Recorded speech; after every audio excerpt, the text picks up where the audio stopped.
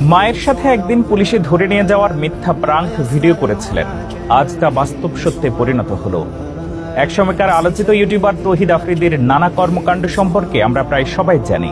কোটি ভিউ, হাত ভর্তি টাকা, অগণিত ভক্ত, সব ছিল তার জীবনে।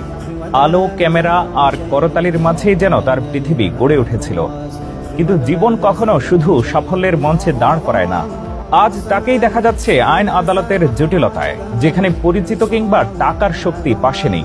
এই দৃশ্য যেন স্পষ্ট করে বলে দিচ্ছে, অহংকার, খ্যাতি বা টাকার পাহাড় চিরকাল কাউকে রক্ষা করতে পারে না। মানুষের জীবনের আসল শক্তি হলো তার নৈতিকতা, সততা আর মানবিকতা।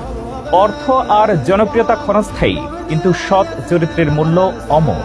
আজ তৌহিদ আফ্রিদির ঘটনা আমাদের চোখে আঙ্গুল দিয়ে সে শিক্ষা মনে করিয়ে দিল, টাকা থাকলেও যদি সমাজের আস্থা হারান, তবে আপনি একদিন একা হয়ে যাবেন।